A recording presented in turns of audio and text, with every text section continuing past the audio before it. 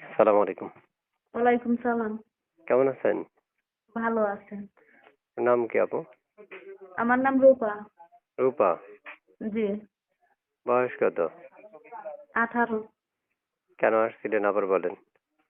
আইসি ভাই, অনেক কষ্ট দুঃখে আছি বিধে প্রতিবেদন আইসি। একটা মনের মতন মানুষ যদি পাই যে আমার পাশে থাকবো, যে আমার দায়িত্ব নিব, একটা সঠিক মানুষের যদি হাত ধরে সারাটা জীবনের জন্য পাইতাম, তো আমি তার পাশেই সারা জীবনের জন্য থাকবো।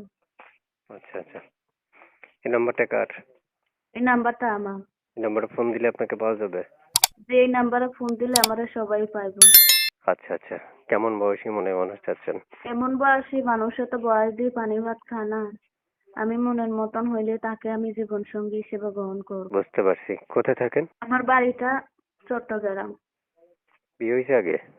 না, বিয়ে শাদী হয় নাই। বুঝতে পারছি। চট্টগ্রামে থাকেন? যে ওখানে বাসা ভাড়া থাকি। প্রিয় দর্শক, চট্টগ্রাম থেকে যুক্ত হয়েছে আপনার মধ্যে একটা কথা বলে রাখছি, যারা যুক্ত থেকে ভিডিও দেখছেন তারা এই মুহূর্তে চ্যানেলটা সাবস্ক্রাইব করে এখনই আপনাকে কল করতে পারেন। আমরা যখন একটা মেয়ের সাথে কথা বলি তখন তাদের থেকে যতটুকু তথ্য নেওয়ার দরকার মনে করি ততটুকু নিই, কিন্তু অজানা কোনো অনেক তথ্য থেকে যায় যেগুলো আপনাকে নিতে হবে ফোন করে। আপনি ওনাকে কল করলে তিনি আপনাকে তথ্য দিয়ে সহযোগিতা করবে।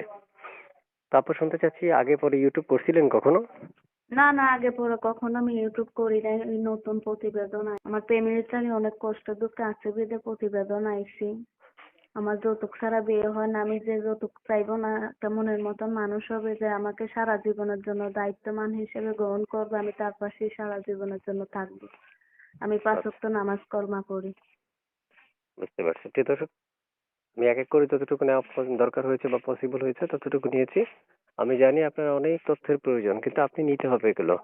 আপনি ওনাকে ফোন করলে উনি নিজে বলবে, আপনাদেরকে তথ্য দিয়ে সহযোগিতা করবে। তো ঠিক আছে আপু, ভালো থাকেন।